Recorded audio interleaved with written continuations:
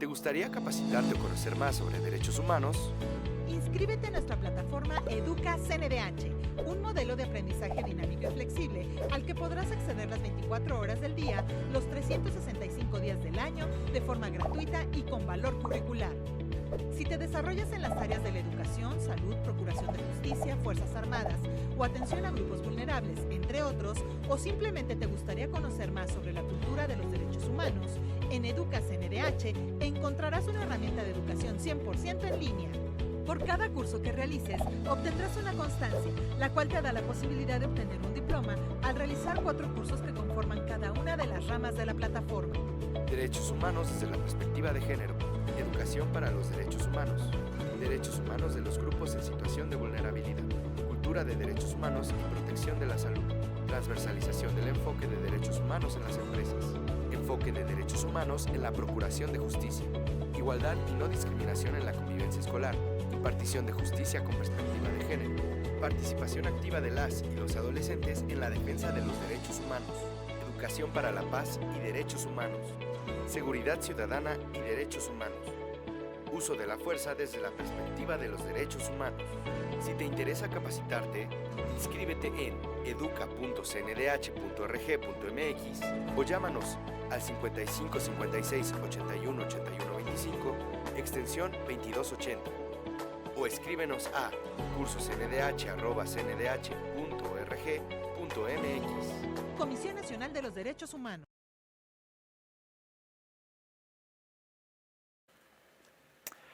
Buen día. En nombre de la maestra María del Rosario Piedra Ibarra, presidenta de la Comisión Nacional de los Derechos Humanos y de la Dirección General de Educación en Derechos Humanos de esta comisión, les doy la más cordial bienvenida a esta capacitación en línea. Agradecemos de manera respetuosa al secretario de la Defensa Nacional, general Luis Crescencio Sandoval González, y a su equipo de trabajo por todas las facilidades para llevar a cabo este ejercicio de capacitación. Saludamos también al público que nos sintoniza desde las 12 regiones militares y 48 sectores militares a lo largo de los 32 estados de la República, así como al personal que nos acompaña desde el auditorio del Centro de Capacitación en Derechos Humanos e Igualdad de Género. A todas y todos les invitamos a realizar sus preguntas por medio del chat de YouTube, a las que podremos dar respuesta al final de la conferencia. Su participación y sus dudas son parte fundamental de este ejercicio. Les recordamos que las instrucciones de descarga para sus constancias se mostrarán al finalizar la ponencia. A continuación daremos inicio a la conferencia Derechos Humanos durante la detención. Esto en atención a la recomendación 85-2018 de la Comisión Nacional de los Derechos Humanos, misma que va a ser impartida por su servidor, el licenciado Mario Iván Cuevas Castañón. Bueno, pues vamos a dar inicio, ya había dicho el tema, derechos humanos durante la detención. ¿Cuál es el objetivo general de esta conferencia? Pues proporcionar un espacio de análisis y reflexión sobre el marco jurídico internacional y nacional en torno a la detención de personas. Esto con la finalidad de fortalecer la comprensión, implementación y cumplimiento de nuestras obligaciones constitucionales. Y aquí reitero, obligaciones constitucionales. Vamos a empezar, como vemos, las recomendaciones, en este caso que es una recomendación particular, pues va enfocada o se origina con motivo de la presentación de quejas y en donde a través de una investigación que realiza este organismo público autónomo de protección de los derechos humanos, fue que se llegó a la conclusión de que se violaron diversos derechos humanos reconocidos en nuestra Constitución, así como en los tratados internacionales de los que México es parte, ¿no? Que están firmados y ratificados por el Estado mexicano. Entonces, ¿qué es una violación a derechos humanos? Bueno, empecemos por definir qué es esto, ¿no? ¿Qué es una violación a derechos humanos? Dice esta definición del artículo 6º, fracción 21ª de la Ley General de Víctimas, dice que es todo acto u omisión que afecte los derechos humanos reconocidos en la Constitución y en los tratados internacionales cuando el agente, es decir, cuando la persona que realiza estos actos o omisiones sean servidores públicos, en ejercicio, por supuesto, de sus funciones o atribuciones, o también pueden ser cometidas estas violaciones a derechos humanos por particulares que ejerzan funciones públicas. En muchas ocasiones los particulares tienen concesionadas por parte del Estado ciertas funciones, ¿no? Que en un principio le corresponden al Estado, pero que a través de una concesión son los particulares quien dan ese servicio a la población, a la ciudadanía. Entonces también ese es un supuesto. Dice, también se considera violación a derechos humanos cuando por acciones u omisiones sean realizadas por particulares y que estas acciones o omisiones que realizan los particulares, ya no hablando de los que tienen concesionadas funciones de Estado, particulares en general, que por acciones o omisiones, y que violan derechos humanos, pero que le hacen con el instigamiento, la autorización, dice aquí explícita o implícitamente por un servidor público, o cuando estos particulares actúen con la colaboración o aquiescencia de parte de un servidor público. Como ven, en muchas ocasiones las violaciones a derechos humanos cometidas por particulares pueden ser fácilmente visibles, puesto que siempre va a haber una autoridad que va a ser la encargada de vigilar el actuar, ¿no? de estos particulares, llámese una empresa, ¿no? Un restaurante. Entonces, muchas veces sus actos o sus omisiones son debido a la falta o la omisión o la tolerancia o por actos incluso de corrupción por parte de autoridad, en donde hay una colusión. Entonces, ese es otro caso en donde también hay violaciones a derechos humanos. Bueno, pero ¿por qué? ¿Quién viola derechos humanos entonces? Bueno, servidores públicos en un principio y particulares que lo hacen con la tolerancia, aquiescencia, permiso, colaboración de un servidor público, o cuando estos particulares en sí mismos tienen funciones concesionadas o funciones públicas. ¿Por qué violan en principio o originalmente los servidores públicos o solo los servidores públicos violan derechos humanos? Porque el respeto o estas principales 4 obligaciones que nos señala la Constitución mexicana, que lo dice claramente, expresamente el artículo 1, quien está obligado es todas las autoridades. Dice el artículo 1, todas las autoridades dentro del ámbito de sus propias competencias tienen estas obligaciones, principales 4 obligaciones, no son las únicas, hay muchas más, pero las principales 4 sería la promoción, el respeto, la protección y la garantía de los derechos humanos, o garantizar los derechos humanos. Enfocándonos en el tema de las detenciones ilegales o detenciones arbitrarias, o como también podemos ver dentro del texto de lo analizado, investigado en la recomendación a analizar el día de hoy, pues estas detenciones también ocurren en un contexto de cateos o intromisiones ilegales, arbitrarias a los domicilios, ¿no? Cateos ilegales. Entonces también me di a la tarea de poner algunas láminas para que repasemos cuáles son qué derechos humanos están implicados dentro de de esta recomendación, no solo la libertad personal, por supuesto la seguridad jurídica, la legalidad, la inviolabilidad del domicilio, el que todo acto de autoridad deba de estar debidamente fundado y motivado. Recuerden, los actos de autoridad, todo acto de autoridad debe ser perfecto, porque nosotros nos regimos, o mejor dicho, estamos obligados como autoridad a respetar.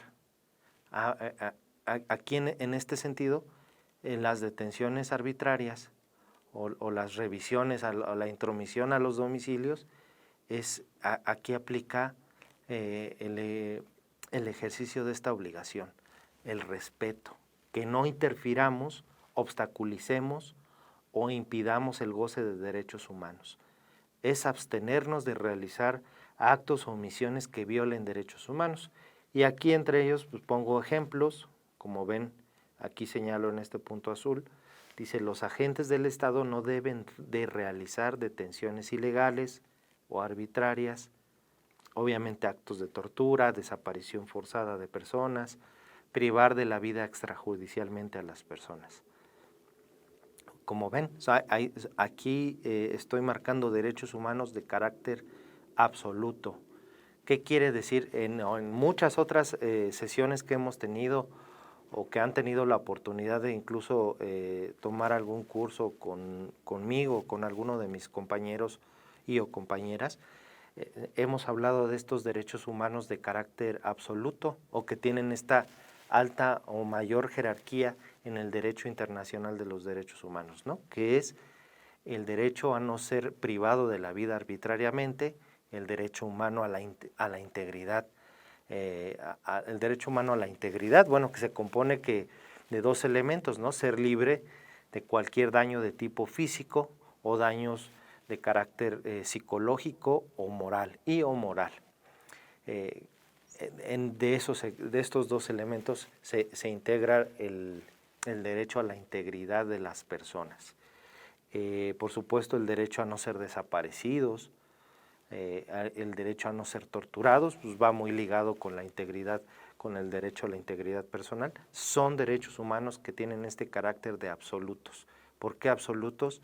Porque bajo ninguna circunstancia, una circunstancia pudiera ser incluso extraordinaria, una situación donde corra en riesgo la soberanía del país, hablemos de una guerra, una invasión, inestabilidad política,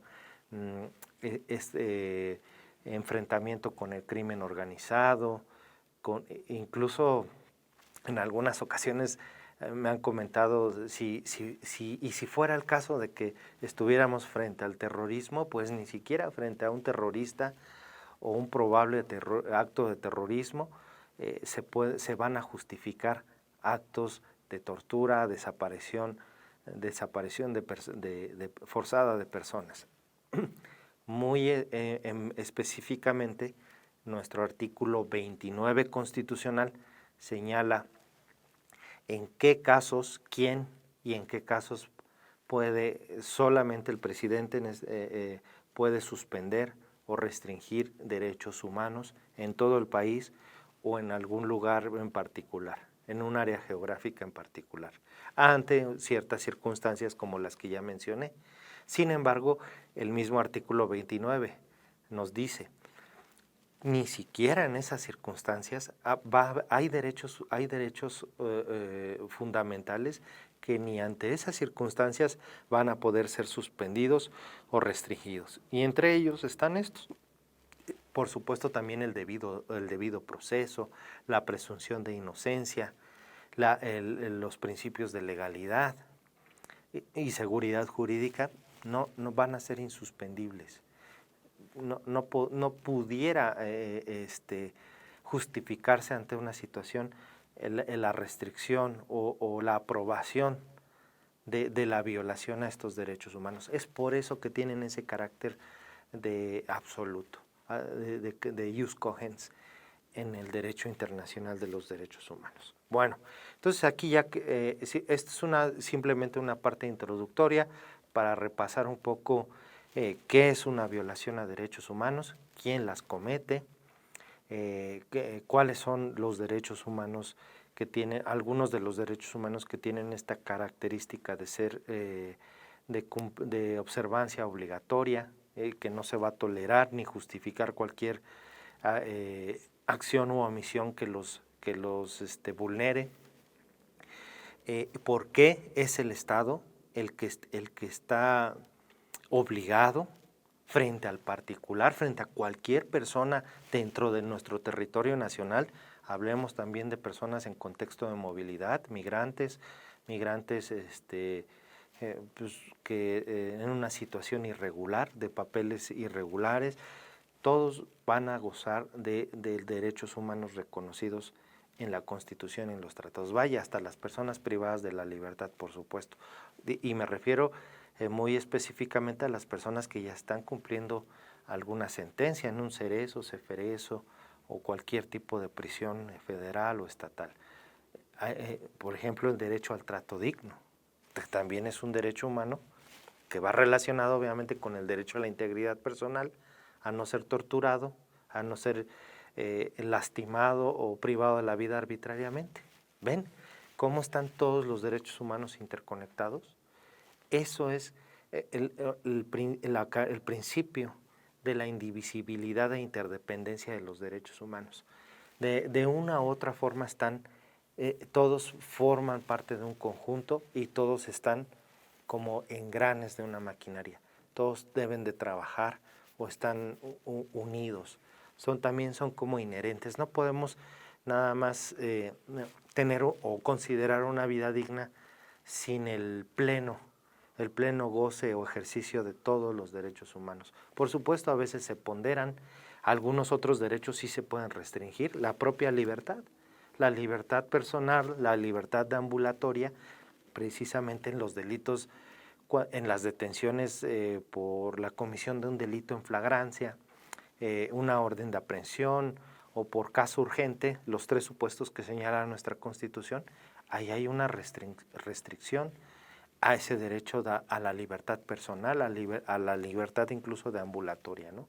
Pero debe de estar justificada, motivada. El supuesto debe de estar, la acción debe de estar en un supuesto, en una norma, en una ley. Y no solo que esté en la norma, sino que la conducta de la persona se adecúe a lo que la norma expresamente está señalando como las acciones que van a dar como consecuencia que la autoridad o incluso cualquier persona, en el caso de flagrancia, pueda hacer una detención, ¿no? Bueno, esto fue, creo que es importante también, porque a veces creo que nos cuesta un poco de trabajo, quizás complicado a veces entender, ¿por qué nosotros? ¿Por qué nosotros no se trata de aguantar, no se trata tampoco de dejarse, suponiendo en enfrentamientos o en combate a la delincuencia, ¿no? Nadie, ni CNDH, ni ningún instrumento internacional señala que el servidor público deba de dejarse, o sea, permitir que se le dañe su derecho a su integridad o a su dignidad humana, ¿no? En ningún... hablar de derechos humanos no es eso. Claro, hay que responder, hay que cumplir con la función de seguridad pública en el país, la prevención del delito, la consecución del orden público, la protección de la integridad de las personas, de los ciudadanos, de su patrimonio, por supuesto sí, pero de acuerdo a los principios o a los supuestos que en lo particular sobre el uso de la fuerza nos señalan los instrumentos internacionales y nuestra Ley Nacional del Uso de la Fuerza. Ante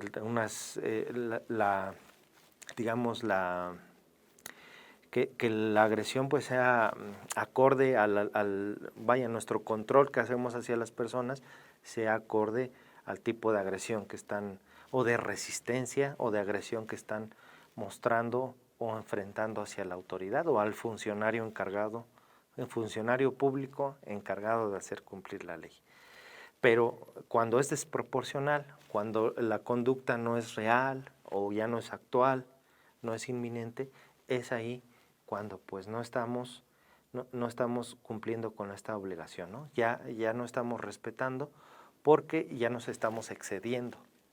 Ya los supuestos no son válidos para justificar a lo mejor la acción de un arma de fuego ante una agresión que solo es con un palo o insultos o una resistencia nada más física de la persona ante una detención, ¿no? Bueno, vamos a continuar. Algo que es importante aclarar respecto a las recomendaciones, a la CNDH no le corresponde investigar hechos probablemente constitutivos de delitos. ¿Por qué? Porque quien investiga la comisión de delitos son las fiscalías, ya sea las fiscalías de cada entidad federativa o la Fiscalía General de la República. Son delitos, vaya, cuando hay un robo, ahí no hay una violación a derechos humanos. El daño es de particular a particular, o el tipo de agresión o vulneración a ese derecho a la propiedad es entre particulares. Ahí estamos frente a la comisión de delitos. Esa es la diferencia técnica jurídicamente de delito y violación a derechos humanos. Violación a derechos humanos es cuando, ya vimos, la comete en principio un servidor público por actos u omisiones. Dice, tampoco se opone CNDH a la tarea de que las autoridades encargadas, de procuración de justicia o de la seguridad pública realicen sus acciones o sus funciones. Simplemente es que esas funciones se hagan con lo que nos mandata, lo que mandata a la CNDH nuestra propia Carta Magna, la Constitución, en particular el artículo 102, apartado B. Ahí la Constitución nos señala el origen, el objetivo de los organismos públicos de derechos humanos, tanto la CNDH como las comisiones estatales de cada entidad federativa. Las 32 más la CNDH son 33 organismos públicos de derechos humanos. Las garantías no jurisdiccionales de protección de los derechos humanos. Nos corresponde la investigación de violaciones a derechos humanos, es decir, no tenemos por misión indagar conductas delictivas, sino analizar el desempeño de los servidores públicos, personas servidoras públicas, ¿no? Hombres y mujeres, en relación con el respeto a los derechos humanos, o mejor dicho, en relación con el cumplimiento de las obligaciones que tenemos, que nos señala el artículo 1 y además otros tratados internacionales, la Convención Americana de Derechos Humanos, los pactos de Naciones Unidas sobre derechos civiles y políticos, económicos, sociales y culturales y demás. La mayoría de los tratados internacionales también señalan esas obligaciones que el Estado tiene, que es de respetar, proteger, promover, prevenir violaciones a derechos humanos. Entonces, cuando hay algo o una situación, acción o omisión, claro, esto se va a desprender de una investigación, de lo que aporte la autoridad. Cuando ingresa aquí una queja, se solicita, digamos, como debido proceso, hay una presunción de que hay de víctima y pues hay una presunción de que ocurrió una violación a derechos humanos, entonces se pide la información, los informes correspondientes a las autoridades que hayan intervenido o que probablemente hayan intervenido, ya aportan toda la documentación, expedientes, carpetas de investigación y con base en esta información, además de otras periciales que la propia CNDH pueda realizar, a veces exámenes médicos, psicológicos, aplicación del manual, el protocolo de Estambul, que es un manual para documentar actos de tortura, pues se llega a la conclusión jurídica, obviamente lógica, jurídica, de que ocurrieron violaciones a derechos humanos. El objetivo es, ¿para qué? Cuando ocurre esto, el principal objetivo aquí en los organismos públicos de derechos humanos es reparar a las víctimas, que se restituye. ¿Qué es la reparación? Pues que de la mejor manera posible se puedan restituir todos los derechos que han sido violentados a las víctimas por parte del servidor público. Hay algunos que pues, pueden ser de manera fácil, ¿no? Como quizá una indemnización económica, el que se le regrese algún tipo de propiedad de un bien mueble o inmueble, cosas materiales que son a veces fáciles de cuantificar o de restituir a la persona, quizá hasta el trabajo o alguna otra situación. Pero lo más complicado puede ser, digamos, los daños, cuando hay daños emocionales, psicológicos o daños morales. También hay las indemnizaciones, es una forma de reparar a las víctimas, las capacitaciones, las garantías de no repetición, modificación de leyes, de protocolos de actuación, creación incluso de nuevas oficinas o incluso instituciones encargadas de vigilar el cumplimiento respecto de algún derecho humano a garantizar, a proteger por el Estado, etcétera, ¿no? Eso es, como dice aquí, lo subrayo, procurar que las instituciones responsables de estas violaciones reparen los daños causados a las víctimas. Víctimas directas, víctimas directas, vaya la persona o las personas en sí en las que cae el hecho violatorio de derechos humanos. Las indirectas, familiares, dependientes económicos, amigos, parejas, etcétera.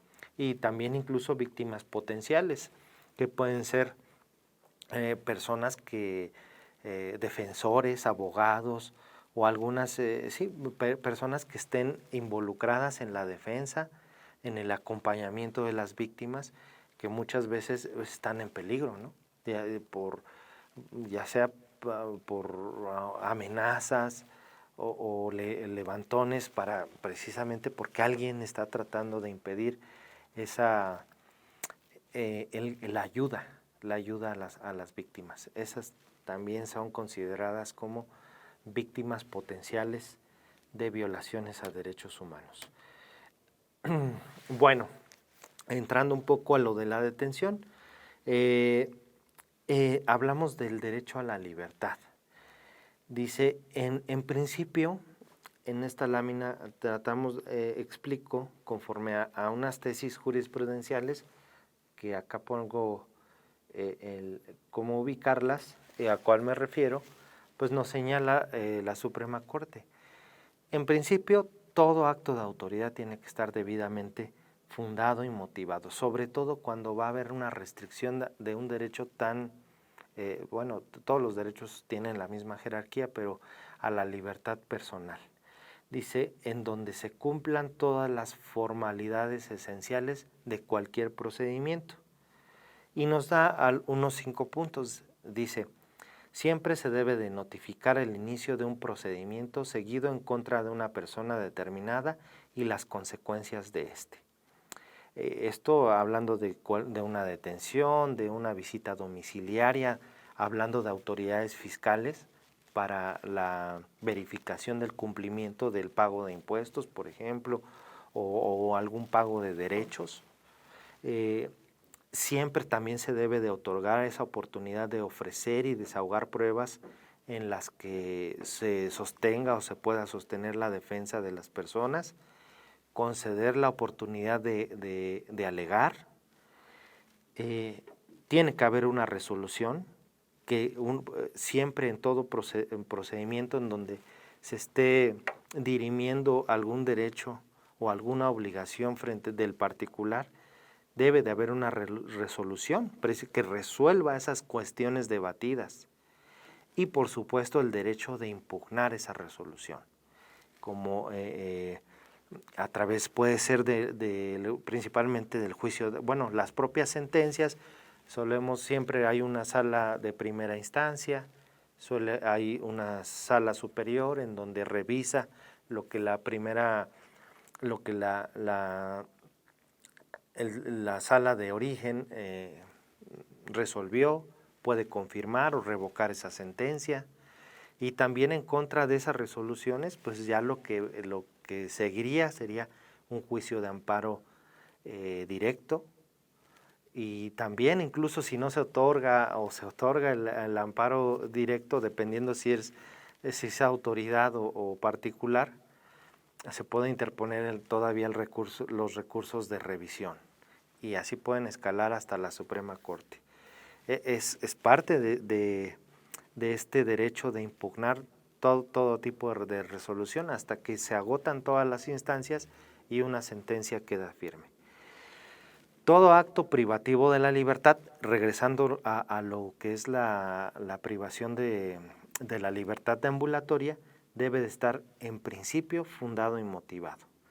Hace unos minutos señalaba qué es o a qué nos referimos cuando debe de estar fundado. Bueno, que se exprese el precepto legal aplicable al caso concreto. Motivado, precisar las circunstancias especiales, razones particulares o causas inmediatas que se hubieran considerado para la emisión del acto. Es decir, se debe de actualizar la hipótesis normativa en específico. Que los hechos encuadren con lo que señala el fundamento para poder actuar. Aquí también interviene la competencia. La autoridad tiene que tener competencia material y también territorial, porque pudiera ser, la competencia material es, por ejemplo, el que yo pueda hacer una detención o detenciones, o revisar domicilios, o realizar un cateo, o solicitar el cobro, el pago de algo. Esa es la facultad material. Y la facultad territorial puede ser, ok, puedes hacer esto, pero ¿en dónde? ¿Cuál es el ámbito espacial de validez de tu facultad? A lo mejor, tal vez nada más es aquí en Ciudad de México y tú lo hiciste en Hidalgo o etcétera, ¿no? Eso es parte también de la fundamentación, el que sea una autoridad competente. ¿Quién emita una orden de aprehensión? ¿Quién emite las órdenes de aprehensión? Bueno, puede ser por caso urgente el Ministerio Público, y cuando no es caso urgente, pues un juez, y no puede haber una orden de aprehensión emitida por alguna otra autoridad, etcétera, ¿no? Las revisiones migratorias, las revisiones para checar la situación migratoria de las personas que transitan el país. El reglamento de la Ley de Migración señala claramente, suponiendo que fueran constitucionales los artículos 97 y 98 de la Ley de Migración, que faculta a la autoridad a poder hacer revisiones en cualquier lugar del territorio nacional. Bueno, sí lo dice, pero el reglamento señala cómo. Esa restricción de la libertad o privación de la libertad debe de estar. Sí te puedes subir a un camión a revisar, así lo señalan, pero debe de haber una orden de revisión, un acto de autoridad debidamente fundado y motivado, en donde no señale qué lugar, a qué hora, en qué momento se va a hacer la revisión, cuál es el objetivo. Es más, quiénes están autorizados para realizar eso, y por supuesto, quién autoriza. Son requisitos básicos, esenciales, que como aquí se desprende de esta lámina, son actos de autoridad y deben de estar debidamente fundados y motivados. Entonces, cuando esto llega a través, o se impugna a través del juicio de amparo, o llegan a la CNDH por eso es que fue una detención arbitraria, pues sí, efectivamente, no se cumplieron con todos estos requisitos. Y dicen, no, pues es que los jueces los sueltan, o CNDH defiende a los no, o sea, los jueces y organismos públicos de derechos humanos simplemente checamos que las actuaciones de la autoridad se hagan conforme a lo que nos señala nuestra Carta Magna y los tratados internacionales, que tienen, digamos, el mismo nivel jerárquico, o son constitución misma los tratados internacionales. El derecho a la libertad y seguridad personales son estos dos derechos que están en juego respecto en las detenciones. Bueno, ¿qué es el derecho a la libertad? Dice la Corte Interamericana, el derecho a la libertad es así de simple, la capacidad que tenemos todas las personas de hacer y no hacer todo lo que esté lícitamente permitido. Es decir, constituye el derecho de toda persona de organizarse, pero, por eso lo subrayo, con arreglo a la ley, su vida individual, social, conforme a sus propias opciones y convicciones. Sí, podemos hacer lo que queramos, trasladarnos de aquí a acá, dedicarnos a un oficio, a una profesión, a cualquier trabajo, a comer, lo que queramos, e incluso a pensar o hacer, a escribir. No se puede restringir, pero si es ilícito o estas acciones, este trabajo, esto que yo quiero comer, esto a lo que yo me quiero dedicar, a ese lugar a donde me quiero meter, viola la ley o invado, vulnero la esfera jurídica de otras personas, entonces ya se puede restringir, se te va a limitar. Es ahí cuando me refiero en que las autoridades, al cumplir con la obligación de promover derechos humanos, esto no solo es dar a conocer sus prerrogativas, sus atributos a las personas, tenemos que, como autoridad, sí puedes hacer esto, pero ¿qué crees? Si estás realizando una manifestación, estás exigiendo tu derecho de asociación, de libertad de expresión, efectivamente es un derecho humano y que te vamos a ayudar a proteger. Pero ¿qué pasa cuando tú estás ejerciendo esto y cometes algún tipo de ilícito? Dañas a otra persona, agredes, golpeas, robas, destruyes. Eso no, de verdad en ningún tratado o instrumento señala que está permitido violentar un derecho, ejerciendo un derecho, violentando otros derechos humanos, ¿no? Eso no puede ser, como lo son también los usos y costumbres. Se respetan, claro que sí, los pueblos y comunidades originarias en nuestro país se pueden conducir, pueden organizar su vida social bajo usos y costumbres. Eso está reconocido en el derecho internacional, en la Constitución, pero también los tratados internacionales y la Constitución señalan que esos usos y costumbres no pueden ir en contra o atentar contra la dignidad, contra el núcleo más esencial de otras personas, ¿no? No puede ser válido un uso y costumbre el decapitar a las personas, el vender a los menores, el comerciar con los menores, con las niñas, el venderlas como mercancías. Eso no puede ser válido. Entonces, si se dan cuenta, a veces es mucha la confusión, porque pienso yo que se transmite equivocadamente o erróneamente el discurso sobre los derechos humanos, ¿no? Se piensa que solo son atributos, facultades, prerrogativas hacia las personas, y no. Siempre hay también deberes o incluso obligaciones a los particulares. Yo también siempre lo señalo, la Suprema Corte de Justicia de la Nación, el respeto a la dignidad no solo es una obligación de la autoridad, también de los particulares, de respetarla, protegerla, etcétera, a que las personas no sean humilladas, denigradas, envilecidas, cosificadas, tratar a todas las personas como lo que son, como seres humanos.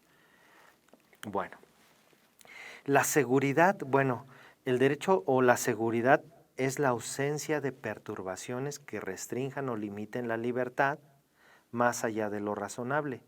Puede también entenderse como la protección contra toda interferencia ilegal o arbitraria de la libertad física. Es decir, Cuando se va a restringir el derecho de la libertad de las personas o libertad de acción o libertad de ambulatoria, lo que va a otorgar la seguridad personal es precisamente que el acto de autoridad esté debidamente fundado y motivado, que ya sea a través de, bueno, si es a través de una orden de aprehensión o un cateo, una orden de cateo domiciliario, pues cumpla con todos los requisitos que nos señala la norma, la ley.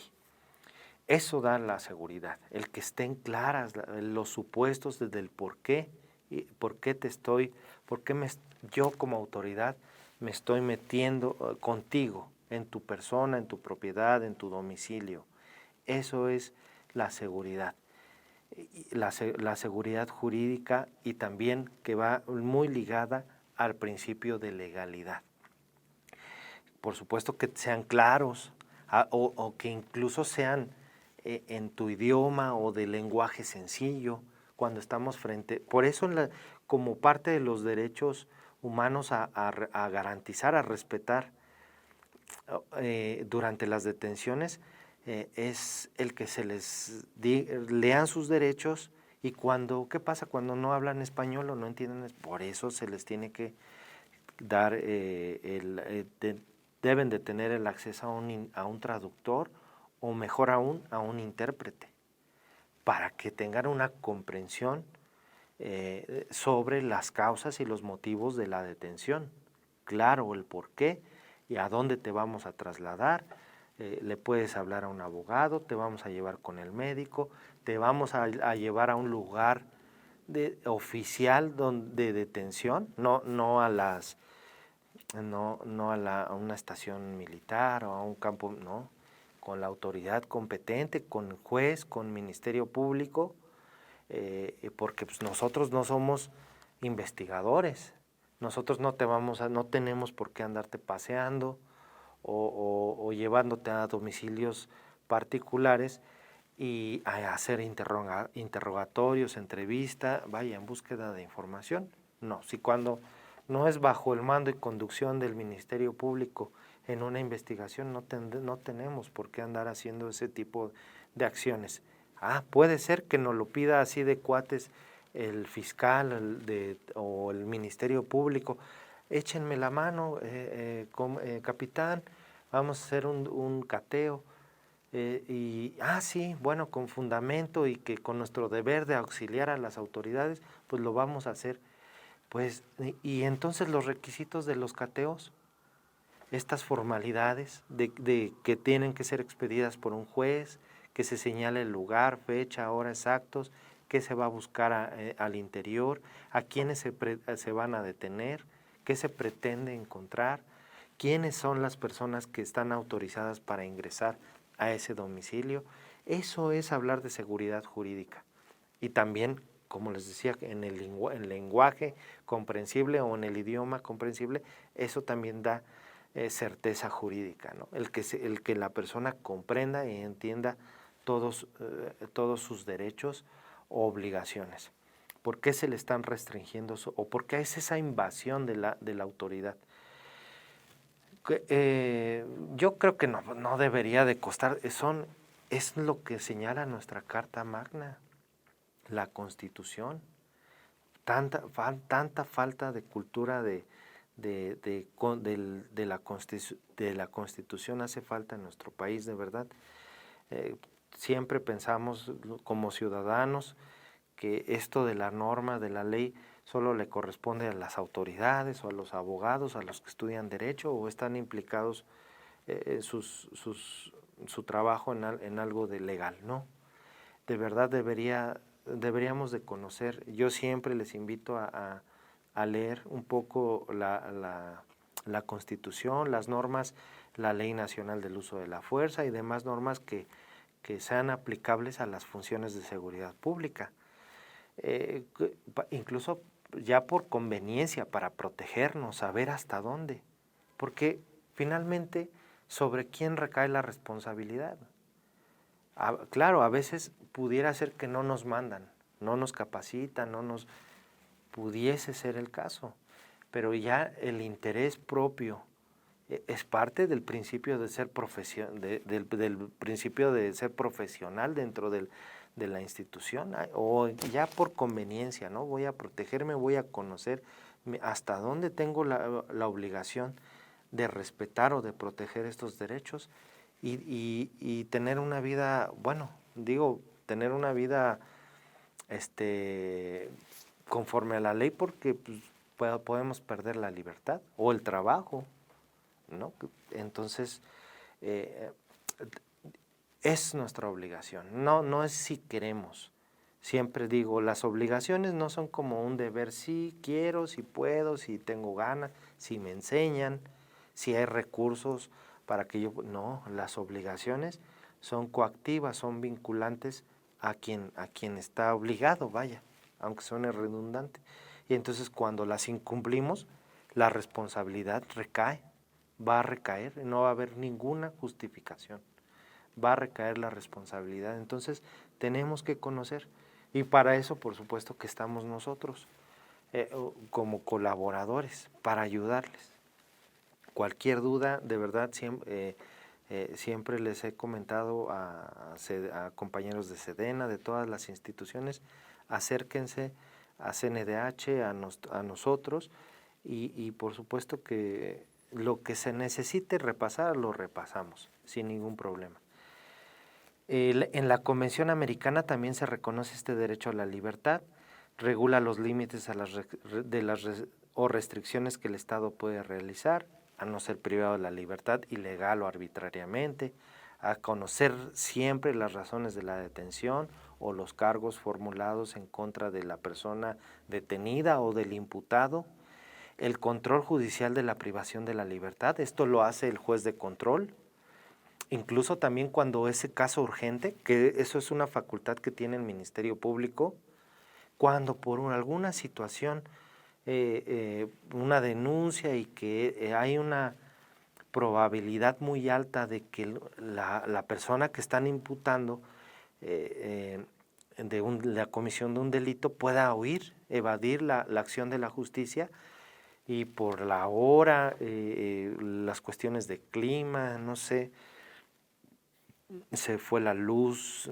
se cayó el sistema, no hay vehículos, no se puede acudir o tener ese contacto con un juez para solicitar esa orden.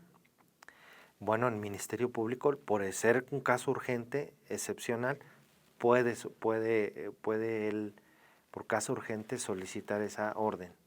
Claro, pero siempre, ya aprende a la persona y siempre va a haber ese control. Al final va a tener que pasar por el juez de control.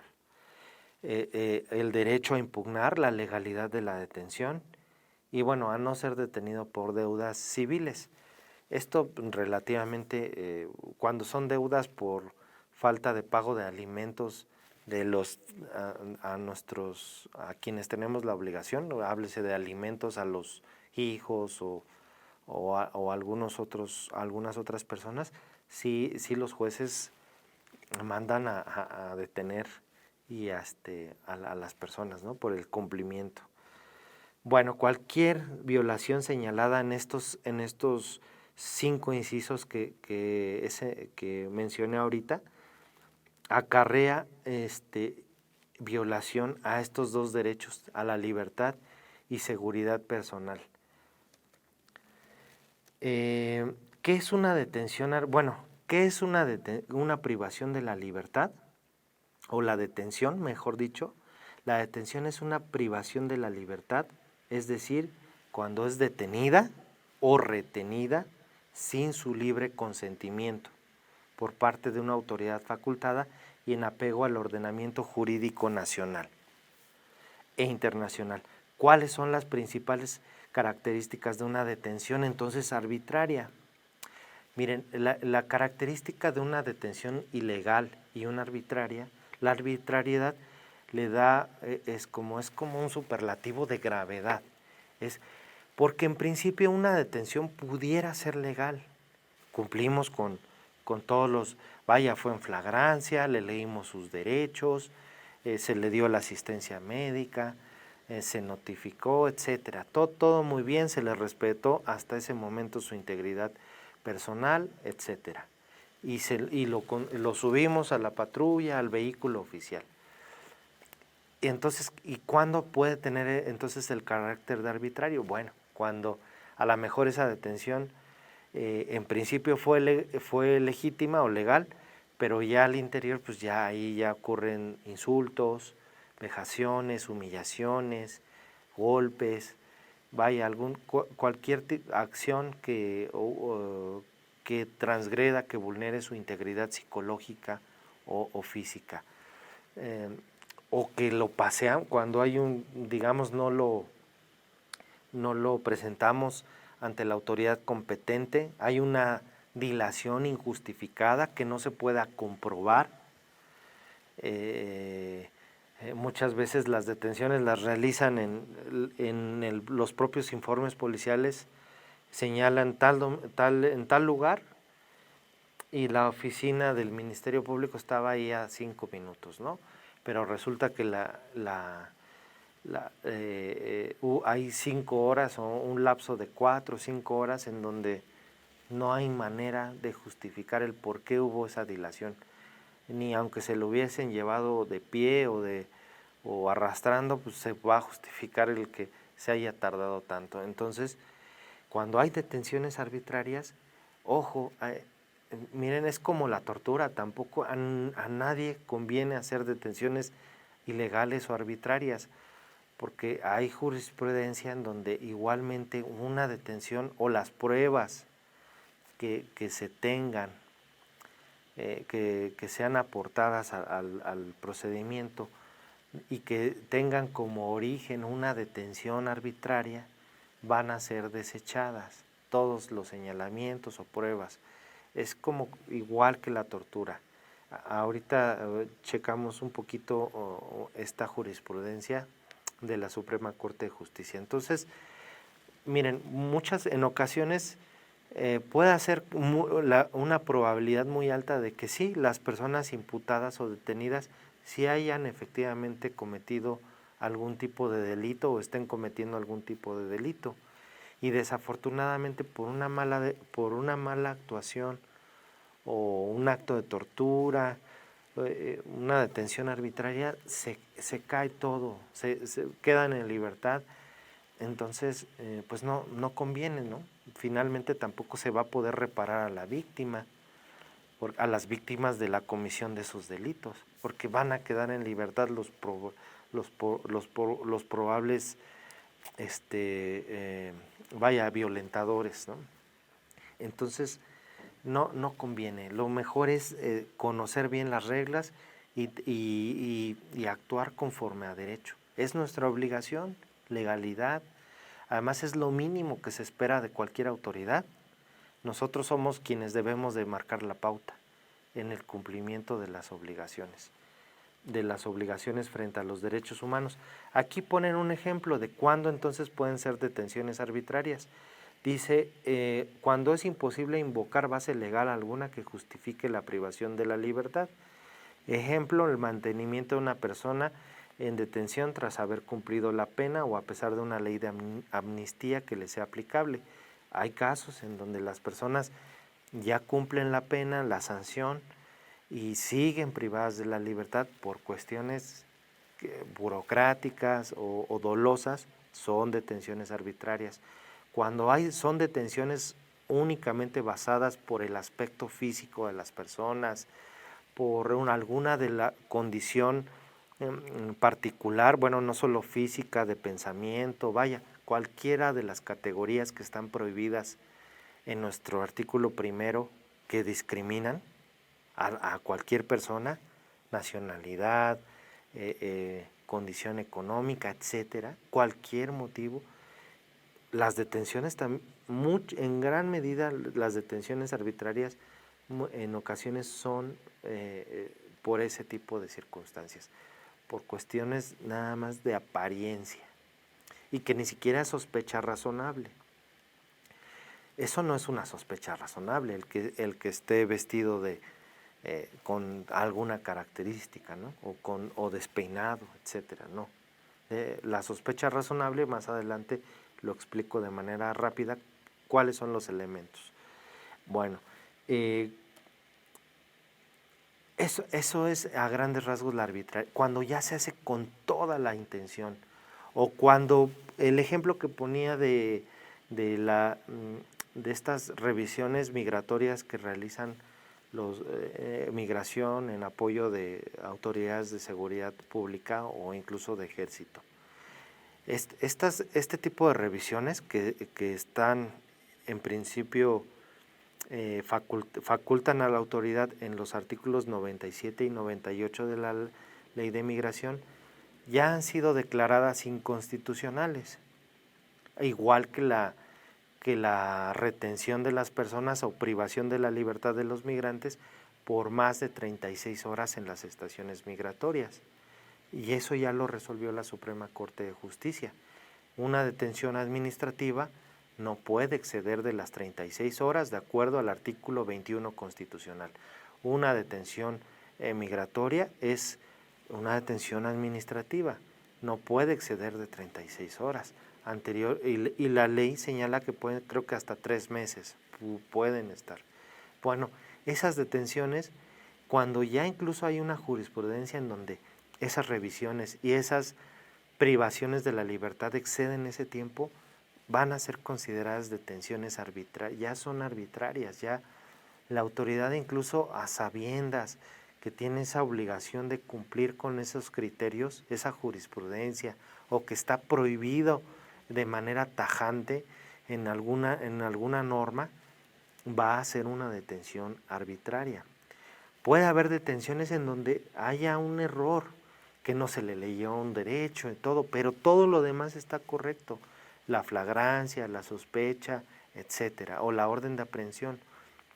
Pero hay algún elemento ahí que, no sé, que se le faltó hacerle la lectura de... Bueno, ok, pero puede haber ahí una falta, pero no va a ser arbitraria, ¿no? No sé si me explique. La arbitrariedad es cuando hay conductas que son incompatibles con el respeto o la vulneración a ciertos derechos humanos, sobre todo su dignidad, su integridad personal.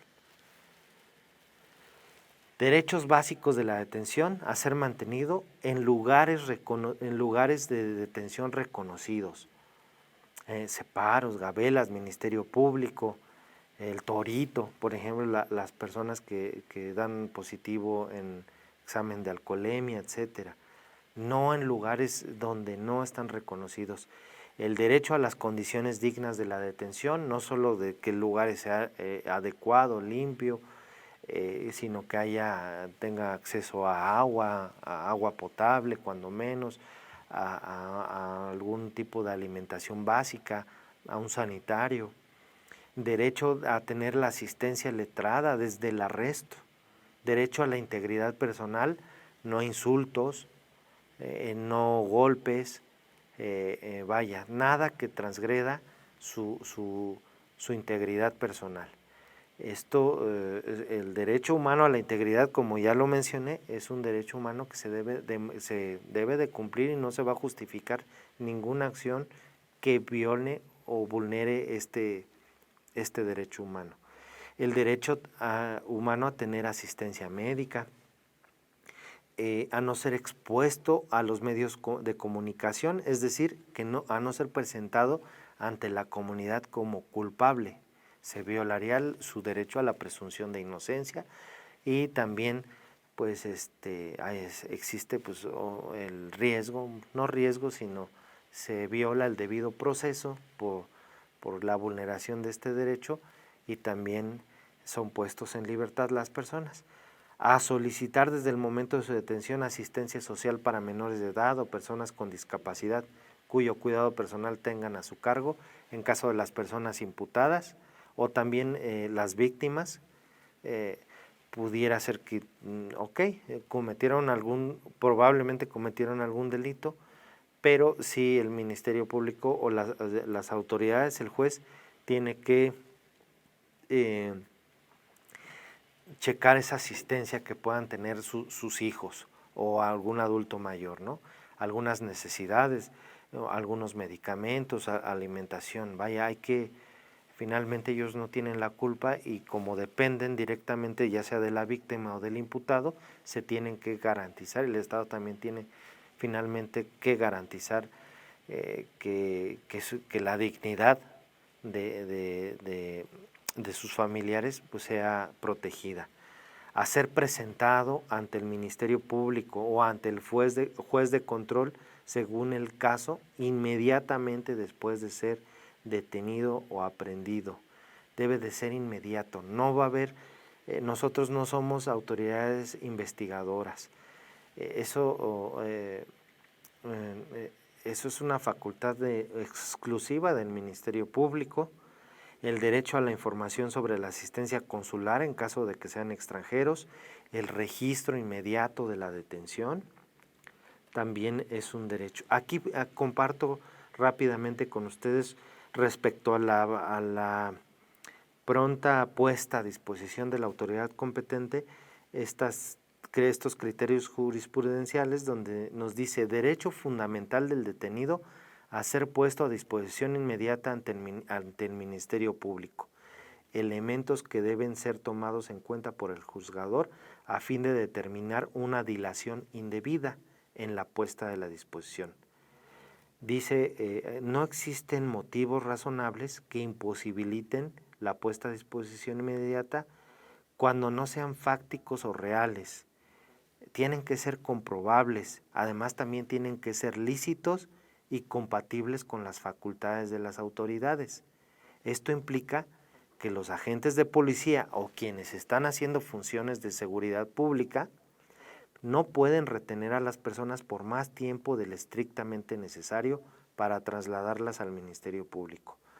La policía no puede retener a una persona con la finalidad de obtener confesión, información relacionada con la investigación que realiza, para inculparlo a él o a otras personas.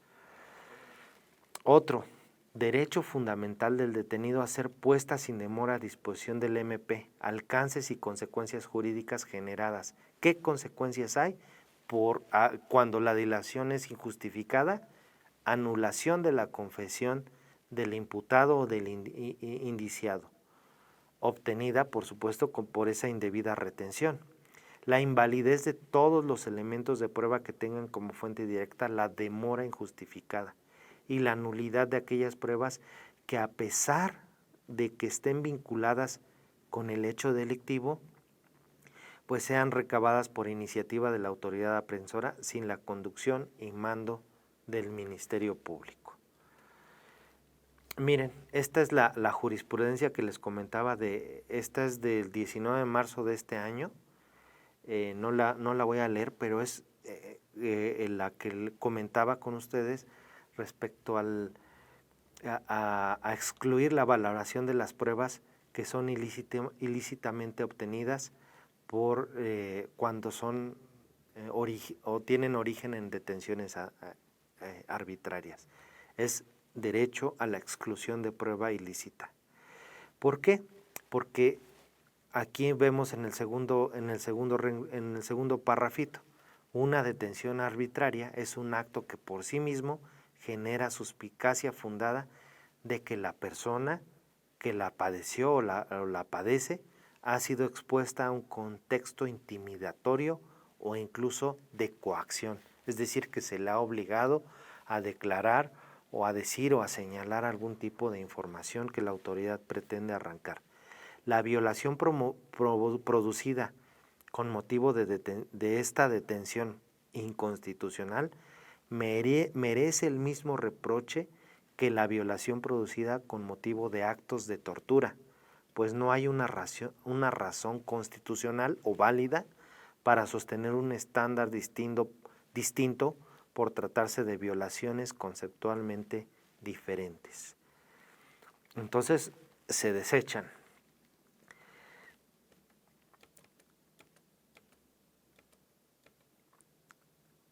Voy a comentar un poco de cómo vamos de tiempo. Empezamos 4, tenemos unos minutos más. El ingreso a la autoridad. cuando una autoridad, por supuesto que hay supuestos en los cuales una autoridad puede entrar a un domicilio sin una orden, como lo es también la detención sin orden. ¿Cuáles?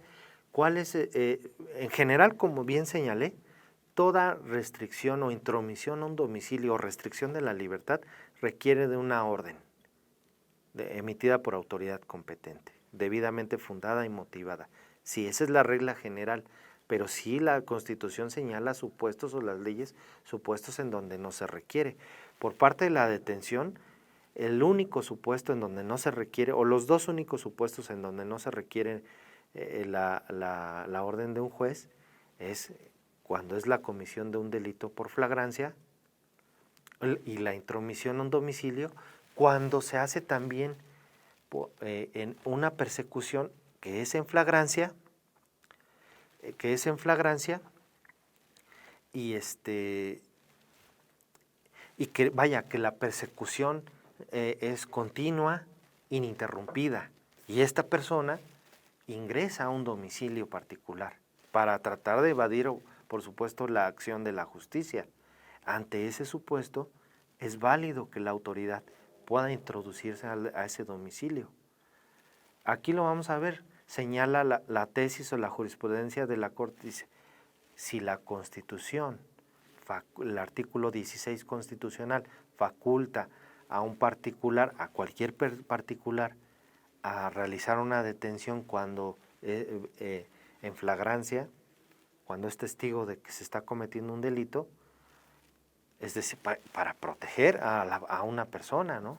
O un derecho humano, pues cuanto más a la autoridad, al funcionario público encargado de hacer cumplir la ley, en este caso un policía, porque pudiese ser que esté en riesgo la vida o esa intromisión ponga en riesgo algún bien jurídico de las personas que se encuentran al interior de ese domicilio. Por supuesto, también ahí hay que tener en consideración el principio de oportunidad, de racionalidad. Si la persona que se va a detener ingresa a un domicilio, a un vecindario en donde haya una probabilidad donde los van a emboscar, donde va a haber una resistencia o una agresión de alta peligrosidad hacia ustedes, si están rebasados o son pocos elementos o no tienen la capacidad, las herramientas, las armas letales o menos letales necesarias para contrarrestar esa situación, lo mejor será no hacerlo, hacer un repliegue, el resguardo de la zona, del inmueble, para solicitar entonces el apoyo y ya incluso la orden de cateo de un juez. Aquí hay un supuesto que dice del 290 del Código Nacional de Procedimientos Penales que nos señala, estará justificado el ingreso a un lugar cerrado sin orden judicial cuando da dos fracciones. La primera, sea necesario para repeler una agresión real, actual o inminente, y sin derecho a que se ponga en riesgo la vida, la integridad o la libertad personal de una o más personas, ¿no? Si está en peligro nuestra vida estamos ante esa agresión real, actual o inminente, como suelen estar ustedes frente al crimen organizado, que hay un cruce de fuego y nos tenemos que cubrir dentro de un inmueble, un domicilio, una barda, un muro, se puede hacer. Salvo, pero sí pone, no lo haríamos, salvo que ese inmueble al interior pues, se pudiera poner o que esa intromisión pues ponga en riesgo a niños, suponiendo, ¿no? No se van a meter a una escuela, a un hospital, porque se pondría en riesgo, ¿no? Entonces ahí no. O cuando se realiza con consentimiento de quien se encuentre facultado para otorgarlo, del domicilio, ¿no? Una persona mayor de edad. Esto se tiene que reportar, cuando es ese supuesto, se tiene que reportar ante el órgano jurisdiccional o el juez. Dice, a dicha audiencia deberá asistir la persona que otorgó ese consentimiento a efectos de ratificarla. ¿Cuáles fueron los motivos que determinaron la inspección sin esa orden judicial? Y constatar detalladamente en el acta que a efecto se levante. Pudiera ser que una persona solicite esa intromisión a la autoridad porque dentro de su domicilio hay algún peligro o se está cometiendo algún hecho delictivo. Bueno, dice esta jurisprudencia: intromisión de la autoridad en un domicilio sin orden judicial, eficacia de las actuaciones realizadas y de las pruebas obtenidas cuando es motivada por la comisión de un delito en flagrancia. Tratándose de delito en flagrante, con fundamento en que la demora pueda ser ilusoria la investigación del delito y la aplicación de las penas, la autoridad policial no requiere necesariamente orden de cateo para introducirse en el domicilio en el que se está ejecutando el delito. Esto por la razón que comentaba, porque tenemos esa obligación de proteger la integridad de otra persona y estamos ante el riesgo de que se evada la acción de la justicia o se vulnere la dignidad o la integridad personal de otras personas.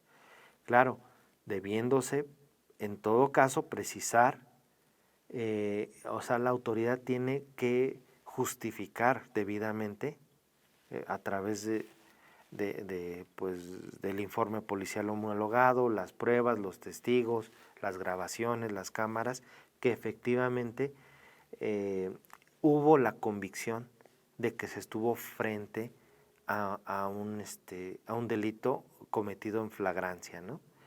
Porque sí, muchas veces las autoridades también pasa que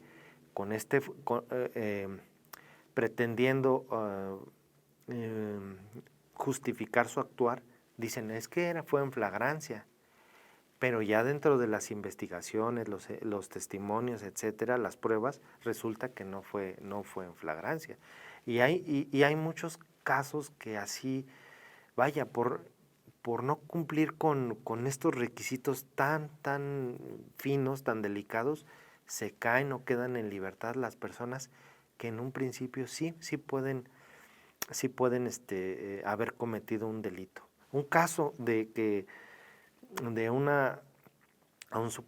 la supuesta comisión o intromisión a un domicilio, a un lugar, a un inmueble, en donde se había denunciado trata de personas o prostitución forzada de mujeres, se realizó sin orden de cateo.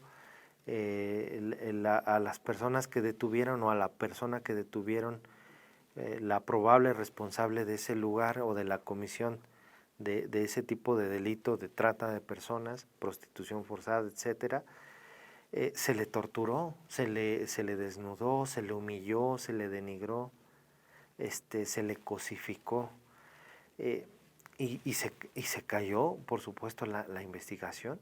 Muy probablemente sí se estaba realizando ahí la comisión de algún tipo de delito, y muy probablemente pudiera ser que alguna de las personas o la persona sí fuese responsable, pero por haber hecho mal, haberse introducido de manera ilegal, arbitraria, y también haber detenido arbitrariamente, y no solo, hasta porque se demostró la tortura, pues se desechan todas las pruebas y quedan en libertad. Hay otra tesis, dice: intromisión de la autoridad en domicilio sin orden judicial, supuestos constitucionalmente válidos en caso de flagrancia. Solo será constitucionalmente válida la intromisión aludida cuando se irrumpa en un lugar al momento en que su interior se esté cometiendo un delito, por lo que quien irrumpe debe de tener datos ciertos derivados de una percepción directa que permitan considerar razonablemente la posible comisión de una conducta delictiva, o cuando, después de ejecutado el injusto en un sitio diverso, el injusto pues se refiere a la persona imputada, ¿no? Suponiendo que es este dibujito del que tiene aquí el saco, el saquito rojo. El sujeto activo es perseguido inmediatamente hasta allí, es decir, la intromisión debe derivar de la persecución inmediata y continua del presunto responsable, En ambas hipótesis, lo determinante debe de ser la urgencia del caso, de modo que la intervención se torne inaplazable, es decir, que nuestro actuar no se justifique el que, bueno, vamos a dejarlo o vamos a esperar a que haya una orden, no. ¿Por qué? Porque vamos a evitar la consumación de un ilícito y hacer cesar sus efectos o impedir la huida de quien aparece como presuntamente responsable. Esto también, por supuesto, es con fundamento en el artículo 21 constitucional, el objetivo de la seguridad pública, la prevención del delito, la consecución del orden público, la protección de la propiedad, de la integridad personal, etcétera, ¿no? De los ciudadanos, como lo son los controles preventivos provisionales, que rápidamente lo comento, lo explico ya para terminar. Dice, ¿qué son los controles preventivos? Estas como tal no son detenciones, son restricciones temporales del ejercicio del derecho a la libertad ambulatoria de las personas. Dice, no implica la privación como tal de la libertad personal, sino una afectación si es un acto de molestia momentánea por parte de la autoridad a un ciudadano. Esto es con fundamento en el artículo 21 constitucional, prevención, investigación y persecución de delitos. Puede haber una entrevista, un acercamiento de primer grado a cualquier persona por saber a dónde se dirige, por los motivos o circunstancias del por qué se encuentra en un lugar a tales horas de la noche, de la madrugada, etcétera, ¿no? Pero vaya, no es como tal una detención. Y claro, se hace una revisión ocular. Ante ese supuesto, bueno, pudiera ser el caso de que la persona esté por unas circunstancias porque fue víctima de un delito, le robaron su automóvil, le robaron su cartera y ya no tiene cómo trasladarse a su domicilio, etcétera, ¿no? O está pidiendo ayuda, o a lo mejor tiene alguna crisis nerviosa, qué sé. En ese caso, pues tenemos la obligación de auxiliarle y proporcionarle la ayuda, ¿no? Necesaria. Tiene esa finalidad, la prevención de la comisión de delitos, por supuesto también la investigación, preservación de la seguridad y orden públicas. ¿Cuántos grados hay o cómo es cuando ya se va a un grado superior en la inspección de las personas? Bueno, cuando se detiene o se restringe a esa persona o a un vehículo porque hay una denuncia previa, una denuncia anónima incluso al 911 o un reporte oficial de alguna otra autoridad o de nuestros superiores, etcétera. Se cometió un delito, ese vehículo o esa persona se dirigió hacia tal lugar, en dirección a tal, lleva tales características físicas, de ropa, etcétera. Entonces ustedes se encuentran en ese lugar y observan a una persona con esas características. La persona cuando los ve se da la vuelta, se mete en sentido contrario, se echa a correr, saca un arma o los agrede o hace disparos. Entonces esos ya son, por supuesto que va a estar esa detención motivada por una sospecha completamente razonable, una conducta sospechosa, agresiva, de afronta contra la autoridad, ¿no? Y se va a detener, va a ser completamente legal. Por supuesto, aquí también va a implicar mucho el uso de la fuerza, que sea proporcional todo el tipo de resistencia. Puede ser también el caso que pase una persona con características muy similares a las descritas o idénticas. un automóvil rojo, masculino, 44 años, etcétera. Se acerquen y se haga la revisión. Ya se puede actuar directamente al segundo grado y se le va a decir el motivo, por supuesto, una denuncia a este vehículo, una revisión, y puede ser la persona, no puede ser la señalada y se le va a dejar ir. O puede ser incluso que sí lo sea. O ante una revisión simplemente en una carretera solitaria, a dónde se dirige, porque hay reportes de robos, tuvimos reportes hace unos instantes, enfrentamientos, notó algo extraño, y ante esa revisión o este control provisional detectan alguna actitud sospechosa, como que al interior de su vehículo hay algún tipo de arma, droga, o hay alguna persona amarrada o en la encajuelada, etcétera, ya se va a poder hacer la detención, porque van a estar frente ante un delito en flagrancia. Tal vez una detención pueda ser en principio por una falta administrativa, se pasan un alto, no pagan una caseta de cobro, en la carretera van a exceso de velocidad, se hace la detención o se hace esa restricción temporal, se solicitan, y ahí de esas inspecciones saltan otras cosas. Todo hay que justificarlo, redacten todo, conducta sospechosa. ¿Por qué fue conducta sospechosa? Solo fue sospechosa por esto, por esto, por esto. Fue agresiva por el tipo de palabras, cómo se condujo, los insultos, los palos, las pedradas, el intento de huida, aceleró, se brincó el camellón, se fue en sentido contrario, no atendió el llamado, empezó a discutir, su aliento tenía olor, olía a tal sustancia, olía a marihuana, olía a alcohol, olía a sangre, todo lo que perciban sus sentidos.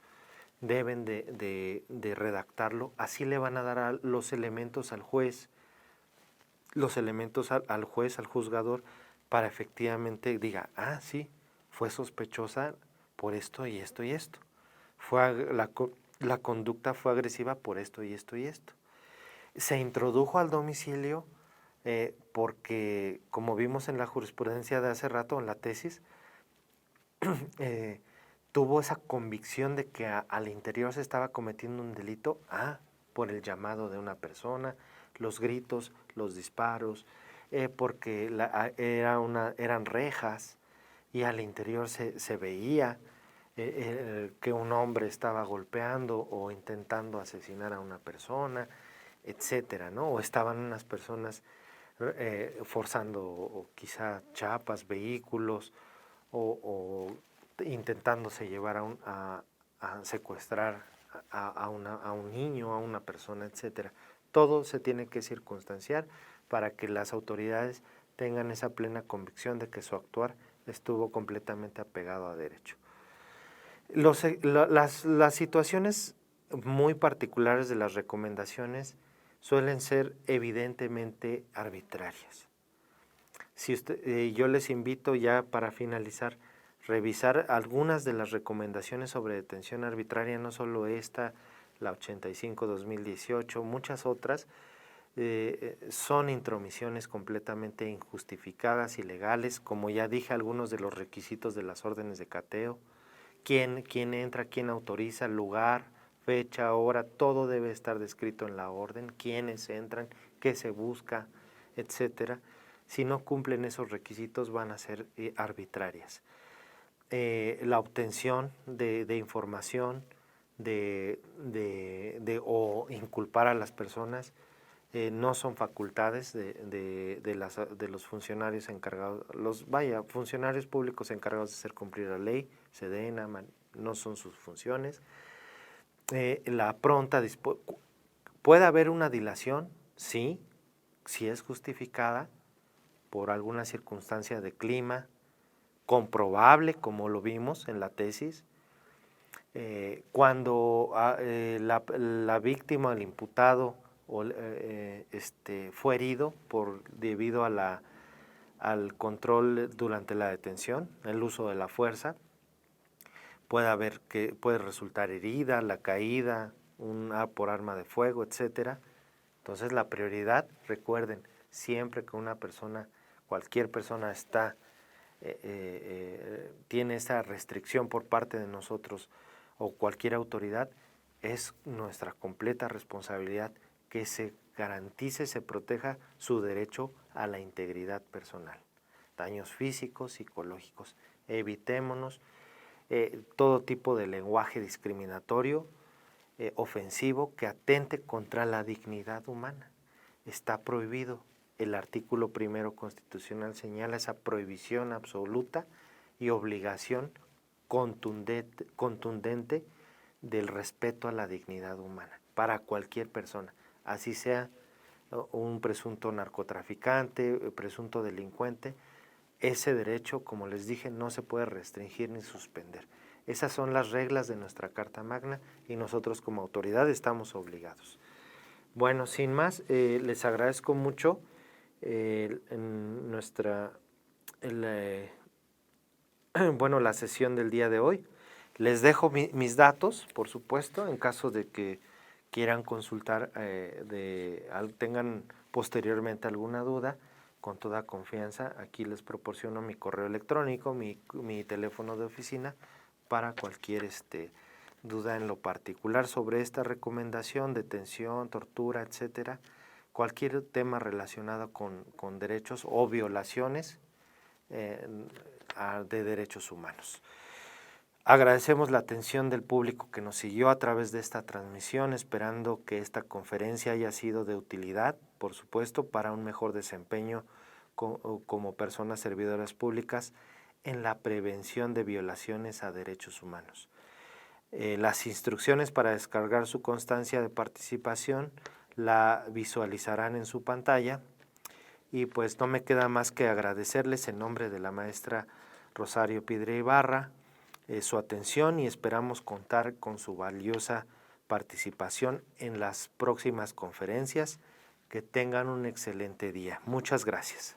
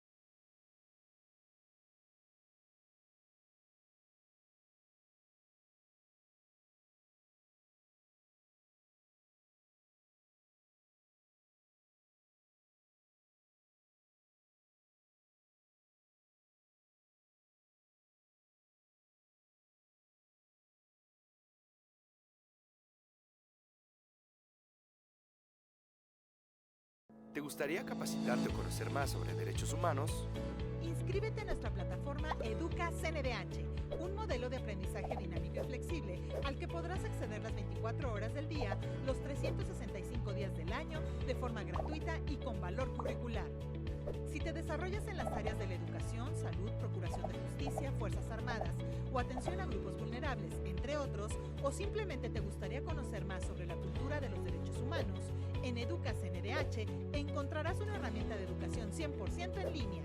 Por cada curso que realices, obtendrás una constancia, la cual te da la posibilidad de obtener un diploma al realizar 4 cursos que conforman cada una de las ramas de la plataforma.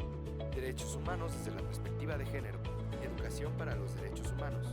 Derechos humanos de los grupos en situación de vulnerabilidad. Cultura de derechos humanos y protección de la salud. Transversalización del enfoque de derechos humanos en las empresas. Enfoque de derechos humanos en la procuración de justicia. Igualdad y no discriminación en la convivencia escolar. Impartición de justicia con perspectiva de género. Participación activa de las y los adolescentes en la defensa de los derechos humanos. Educación para la paz y derechos humanos. Seguridad ciudadana y derechos humanos. Uso de la fuerza desde la perspectiva de los derechos humanos. Si te interesa capacitarte, inscríbete en educa.cndh.org.mx o llámanos al 55 56 81 81 25, extensión 2280.